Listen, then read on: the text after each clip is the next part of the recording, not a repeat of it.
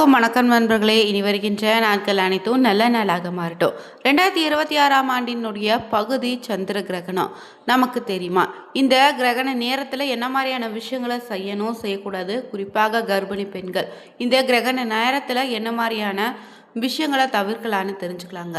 2026ஆம் ஆண்டின் கடைசி சந்திர கிரகணத்தை பற்றி முழுமையான ஒரு தகவலையும் இந்த நேரத்தில் பார்த்தீங்கன்னா ரொம்பவே எச்சரிக்கையாக இருக்க வேண்டிய ராசிக்காரர்கள் யார் யாருன்னு தெரிஞ்சுக்க வீடியோவை முழுமையாக பாருங்கள். மேலும் புதியவராக இருந்தீங்கன்னா சேனலை சப்ஸ்கிரைப் பண்ணிவிட்டு கூடவே இருக்க பெல் பட்டனை கிளிக் பண்ணிக்கோங்க. தனிப்பட்ட முறையில் உங்கள் ஜாதக ரீதியாக ஏற்படக்கூடிய பிரச்சனைக்கு சரியான ஒரு பரிகாரத்திற்கும் வீடியோவில் டிஸ்கிரிப்ஷன் கீழே ஜோதிடர் நம்பர் கொடுத்துருக்கோம். அந்த நம்பருக்கு நீங்கள் கால் பண்ணி தெரிஞ்சுக்கலாம். வாங்க வீடியோக்குள்ளே போகலாம். இந்த ஆண்டு பார்த்தீங்கன்னா ஆகஸ்ட் 28ஆம் தேதி பகுதி சந்திர கிரகணம் நிகழ இருக்கு.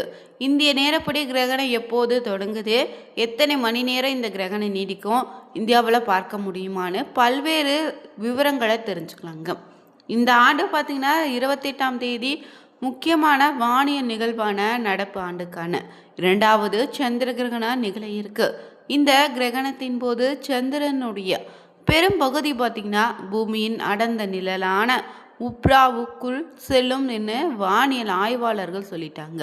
இதனால் இது கிட்டத்தட்ட முழு சந்திர கிரகணம் போல தோற்றத்தை ஏற்படுத்த இருக்கு. விளம்பர கட்டத்தையும் சேர்ந்து இந்த கிரகணம் பார்த்தீங்கன்னா சுமார் 5 மணி நேரம் 38 நிமிடங்கள் நீடிக்க இருக்கு. இதில் தெளிவாக தெரியும் பகுதி சந்திர கிரகணம் மட்டும் சுமார் 3 மணி நேரம் 18 நிமிடங்கள் நீடிக்குன்னு சொல்லியிருக்காங்க. இந்த சந்திர கிரகணம் எப்போதுமே பௌர்ணமி நேரத்தில் தான் தோன்றுங்க. அந்த வகையில் ஆகஸ்ட் 28ஆம் தேதி ஆவணி மாதம் வரக்கூடிய பௌர்ணமி நாளில் இந்த கிரகணம் பார்த்திங்கன்னா ஏற்பட இருக்கு. இந்திய நேரப்படி காலை நேரத்தில் நிகழ இருக்குங்க. இதனால் இந்தியாவில் பெரும்பாலான பகுதிகளில் கிரகணத்தை நேரடியாக பார்க்க முடியாது. மேலும் இந்த கிரகணத்தினுடைய தொடக்க நேரம் பார்த்திங்கன்னா காலை 6:53 மணி. பகுதி சந்திர கிரகணம் தொடங்கக்கூடிய நேரம் காலை 8:03 மணி. கிரகணம் உச்சநிலை அடையக்கூடிய நேரம் காலை 9:42 நிமிடம். பகுதி சந்திர கிரகணம் முடிவு நேரம் பார்த்திங்கன்னா காலை 11:21 நிமிடம்.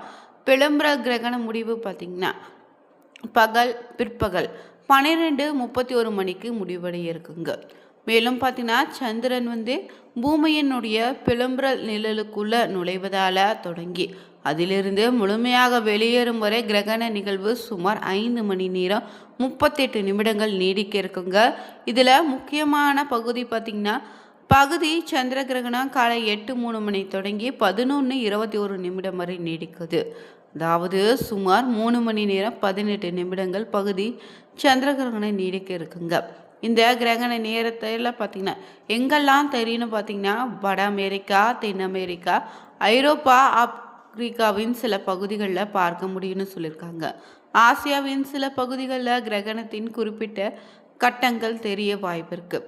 ஒவ்வொரு பகுதியிலும் கிரகணம் தெரியுமா, எந்த அளவுக்கு தெரியும்னு அந்த நேரத்தில் சந்திரன் அப்பகுதியில் வானிலை இருக்கிறதான்னு பொறுத்தே இருக்குங்கன்னு சொல்லப்பட்டிருக்குங்க. மேலும் இந்த சந்திர கிரகணத்தின் போது பார்த்திங்கன்னா விஷ்ணுவினுடைய பரிபூர்ண அருளால் பார்த்திங்கன்னா ரொம்பவே சிறப்பாக இருக்கக்கூடிய 4 ராசிக்காரர்கள் யார் யாருன்னு தெரிஞ்சுக்கலாம். வரக்கூடிய ஆகஸ்ட் 28ஆம் தேதி 2026ஆம் ஆண்டு நடக்கக்கூடிய கடைசி சந்திர கிரகணம் பார்த்திங்கன்னா பகுதி சந்திர கிரகணமாக வானியல் ரீதியாக ஜோதிட ரீதியாகவும் ரொம்பவே எதிர்பார்ப்பை ஏற்படுத்தி வருதுங்க. இந்திய நேரப்படி பார்த்தீங்கன்னா காலை 6:53 மணி தொடங்கி நண்பகல் 12 மணி வரை நீடிக்க இருக்கு. இந்த கிரகணம் பகல் வேளையில் வருவதால் இந்தியாவில் நேரடியாக தெரியாது. கிரகணத்தின் போது ராகுவின் ஆதிக்கமும் சதய நட்சத்திர சூழல் நிலவினாலும் ஸ்ரீ மகாவிஷ்ணுவின் பரிபூர்ண அருளால் சில குறிப்பிட்ட ராசிகளுக்கு இந்த மாற்றம் மாபெரும் திருப்பு முனையாகவும் பொருளாதார உயர்வாகவும் அமைய போகுது. விஷ்ணு பகவானுடைய திருவருளால் நேரத்தில் மிகப்பெரிய உச்ச நிலை அடையக்கூடிய 4 ராசிக்காரர்கள் யார் யாருன்னு தெரிஞ்சுக்கலாம். அதில் ரிஷபம் ராசிக்கு தடைகளை தாண்டி இமாலய சாதனை படைக்கக்கூடிய காலமாக அமைய போகுது. லட்சுமி கடாட்சம் நிறைந்த ரிஷப ராசிகளுக்கு இந்த கிரகண காலத்தில் வாழ்க்கையில் நீண்ட கால தடைகளை விலக்கி புதிய வெளிச்சத்தை தரப்போகுது. உங்கள் உழைப்புக்கான முழுமையான அங்கீகாரம் தேடி வரும். முடங்கி கிடந்த பண பரிவர்த்தனைகள் அனைத்தும் வெற்றிகரமாக முடிவடையும். கைக்கு உங்களுக்கு வந்து சேருங்க. புதிய சொத்துக்கள் மற்றும் ஆபரணங்கள் வாங்கக்கூடிய யோகா அமைப்பு பிரகாசமாக இருக்குது. அதே போல் குடும்ப வாழ்க்கையில் பார்த்திங்கன்னா இருந்து வந்த குழப்பங்கள் நீங்கி அமைதியும் மகிழ்ச்சியும் நிலவும். ஆன்மீக வழிபாடுகளில் ஈடுபாடு உங்களுக்கு அதிகரிக்கும். இரண்டாவதாக இருக்கக்கூடிய ராசி மிதுன ராசினருக்கு இந்த யோகத்தால் பார்த்திங்கன்னா உத்தியோகத்தில் உன்னத நிலையை அடைய போகக்கூடிய உங்களுக்கு புதனின் ஆதிக்கத்தில் பிறந்த மிதுன ராசினருக்கு விஷ்ணு பகவானின் அருள் மூலமாக புத்தி கூர்மையும் துணிச்சலான முடிவெடுக்கக்கூடிய திறனும் இனி அதிகரிக்கும். உத்தியோகத்தில் இருப்பவங்களுக்கு மேலதிகாரிகளின் மூலம் ஆதரவு கிடைக்கும். நீண்ட நாட்களாக எதிர்பார்த்த பதவி உயர்வு சம்பள உயர்வுக்கான நற்செய்திகள் உங்களை தேடி வருங்க. கூட்டு தொழிலில் புதிய முதலீடுகள் மூலம் எதிர்பாராத லாபம் கிடைக்கும். குடும்ப வாழ்க்கை பொறுத்தவரை பிள்ளைகளுடைய கல்வி மற்றும் எதிர்காலம் பற்றிய பார்த்திங்கன்னா எண்ணங்கள் படிப்படியாக உங்களுக்கு நிறைவேற ஆரம்பிக்கும். அது மட்டும் இல்லை, சில விஷயங்களை ரொம்ப பொறுமையாக இருப்பதும் நல்லது. அதே போல் பார்த்திங்கன்னா வாழ்க்கையில் எல்லா விஷயமான தடைகளையும் தாண்டி முன்னேறக்கூடிய அற்புத நேரமாக அமைங்க. அடுத்தபடியாக பார்த்திங்கன்னா இந்த நேரம் ரொம்பவே சிறப்பாக இருக்குது. வாழ்க்கையில் மிகப்பெரிய மாற்றம் உங்களுக்கு காத்திருக்குங்க. நீண்ட நாட்களாக எதிர்பார்த்த சில தடைகளையும் தாண்டி வெற்றி பெற போகிறீங்க. மூன்றாவதாக கன்னி ராசினருக்கு நினைத்த காரியங்களை வெற்றிகரமாக முடிக்கக்கூடிய யோகத்தினை விஷ்ணு அருளால் உங்களுக்கு அமைய போகுது. பெருமானின் பரம பக்தரான கன்னிராசி நண்பர்கள் உங்களுக்கு இந்த கிரகண காலமானது சிறப்பான மாற்றத்தையும் சிந்தனை தெளிவையும் ஆன்மீக பலத்தையும் அள்ளித்தரப்போகுது.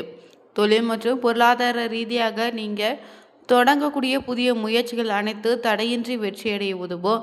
பழைய கடன்களை முழுமையாக அடைப்பதற்கான நிதி ஆதாரங்கள் பெருகுவதோடு சேமிப்பு உயர்த்த வழிவகை பிறக்குங்க. குடும்ப வாழ்க்கை பொறுத்தவரை உறுப்பினர்கள் ஒத்துழைப்போடு புதிய காரியங்களை தொடங்கிடுவீங்க. கணவன் மனைவி இடையே அந்யோன்யம் அதிகரிக்கும், ஒற்றுமை உண்டாகும். நான்காவதாக பார்த்தீங்கன்னா கிரகண காலத்தின் போது பார்த்தீங்கன்னா துலாம் ராசியினருக்கு மிகப்பெரிய மாற்றம் காத்திருக்குங்க. சுக்கிரனின் ஆதிக்கத்தில் பிறந்த விஷ்ணு மற்றும் மகாலட்சுமி அருள் இணைந்து எதிர்பாராத திசையிலிருந்து உங்களுக்கு இந்த நேரம் பண வரவையும் பொக்கிஷ சேர்க்கையும் தரும். ஊடக கலை தொழில்நுட்பம் மற்றும் வர்த்தக துறையில் இருந்தீங்கன்னா புகழும் பணமும் கொட்டும். ஆடம்பர பொருட்கள் புதிய வாகனம் வாங்குவதில் உங்களுக்கான ஆர்வம் அதிகரிக்கும். குடும்ப வாழ்க்கையில் பார்த்திங்கன்னா காதல் வாழ்க்கையிலும் திருமண வாழ்க்கையிலும் இருந்த கசப்புகள் நீங்கி நெருக்கம் அதிகரிக்கும். சுப நிகழ்ச்சிகள் தடையின்றி கைகூடி வருங்க. பொதுவாகவே பார்த்தீங்கன்னா சந்திர கிரகணத்திற்கு ஒரு புராண கதையும் உண்டுங்க. சந்திரன் அவர் செய்த பாவத்தின் காரணத்தால் அவருக்கு ராகு தோஷம் வந்துடுது. இதனால் ராகுன்னு சொல்லக்கூடிய பாம்பு அவரை பிடித்து அவரை முடகமாக்க நினைச்சிச்சு. ஆனால் சந்திரன் இந்த நேரத்தில் பகவானை பிரார்த்தித்து ஸ்லோகங்கள் சொல்லவும் இறைவன் சந்திரனுக்கு அருள சந்திரனுக்கு இருந்த ராகுதோஷம் நீங்கிடுது. இதனால் கிரகணத்தின் போது பக்தியோடு இறைவனை பிரார்த்தித்து வந்தாலே நீங்கள் செய்த பாவங்கள் தீருங்க. இறைவனுடைய அருளும் உங்களுக்கு பரிபூர்ணம் அங்கே கிடைக்கும். இந்த சந்திர கிரகணத்தன்று என்ன செய்யலாம் பார்த்தீங்கன்னா கிரகணம் தொடங்குவதற்கு 2 மணி நேரத்திற்கு முன்னதாகவே எந்தவித உணவும் உட்கொள்ளக்கூடாதுங்க. கர்ப்பிணி பெண்கள் வீட்டை விட்டு வெளியில் செல்லாதீங்க. ஆலயங்கள் அனைத்தும் மூடப்பட்டு இருக்கும். மேலும் செய்து வைத்திருக்கக்கூடிய உணவுகளில் மேலே தர்பை புள்ளினை போட்டு வைக்க வேண்டும். கிரகணத்தின் போது நவகிரக துதியை பாராயணம் செய்யலாம். அதே போலவே சந்திர கிரகணத்துக்கான துதியை பாராயணம் செய்திடுங்க. கிரகணம் வழிபடும் போது, அதாவது கிரகணம் முழுவதும் முடிந்ததும் ஸ்நானம் செய்துவிட்டு ஆலய தரிசனம் மேற்கொள்ள வேண்டும். ஆலய தரிசனம் செய்துவிட்டு தீபமேற்றி வழிபட்டால் நிச்சயம் கடன் தொல்லைகளில் இருந்து விடுபடுவீங்க. அது மட்டும் இல்லைங்க, இந்த நேரத்தில் பார்த்திங்கன்னா ரொம்பவே சிறப்பான விஷயம் என்னென்னா சந்திர கிரகணத்தன்று பௌர்ணமி இணைந்து வந்திருக்கு. இந்த நாளில் பார்த்திங்கன்னா செய்யக்கூடிய வழிபாட்டுக்கு சிறப்பான பலன் உண்டுங்க. இந்த பௌர்ணமி என்று ஆவணி பௌர்ணமி என்று பார்த்திங்கன்னா வராகி அம்மனை வழிபடுவது ரொம்ப நல்லது. பௌர்ணமி நாளில் மாலை நேரத்தில் குளிச்சு விட்டு சுத்தமான உடை அணிந்து கொண்டு பூஜை செய்யக்கூடிய இடத்தை சுத்தம் செய்து வராகி அம்மனுடைய சிலை இல்லைனா படம் வச்சுருந்தீங்கன்னா ஒரு பலகையின் மீது வைத்திடுங்க. அதன் முன் பச்சரிசி மாவினால் கோலமிடுவதும். முதல்ல குலதெய்வத்தை வணங்கிட்டு பிறகு வராகி அம்மனுக்கு முன்னாடி தீபம் ஏற்றி வழிபடுங்க. நெய் தீபம் ஏற்றுவது ரொம்ப நல்லது. பிறகு அம்மனுக்கு உகந்த செந்தாமரை இல்லைன்னா சிவப்பு அரளி பூக்களை அர்ச்சனை செய்து வழிபடுங்க. அர்ச்சனை செய்யும் போது ஸ்ரீ வராகி அம்மனின் மூல மந்திரமான ஓம் க்ளீம் வராகி அம்மனே போற்றி, ஓம் க்ரீம் நமக வராகி நமக, ஓம் ஐம் க்ளீம் சௌ வராகி நமக எனும் மந்திரத்தை 108 முறை உச்சரித்து வழிபட்டிங்கன்னா நிச்சய எதிரி தொல்லைகளிலிருந்து விடுபடுவீங்க. தீராத கடன் தொல்லையும் விடுபடுவீங்க. தைரியமும் தன்னம்பிக்கையும் உண்டாகும். இத்தொழில் வேலையில் நல்ல விதமான முன்னேற்றம் இருக்கும். பௌர்ணமி நிலவின் சக்தியோடு அம்மனின் அருளும் உங்களுக்கு கிடைக்குங்க. இந்த வீடியோவில் பார்த்தீங்கன்னா சந்திர கிரகணத்தின் போது 12 ராசிகளில் 4 ராசிக்காரர்களுக்கு எப்படிப்பட்ட பலன்கள் காத்திருக்கு, இந்த நேரத்தில் என்ன மாதிரியான விஷயங்களை செய்யலான்னு தெரிஞ்சுக்கொண்டோம். வீடியோ பதிவு பிடிச்சிருந்தால் லைக் பண்ணுங்கள், ஷேர் பண்ணுங்கள், கமெண்ட் பண்ணுங்கள். மறக்காமல் சேனலை சப்ஸ்கிரைப் பண்ணிக்கோங்க. Thank you viewers.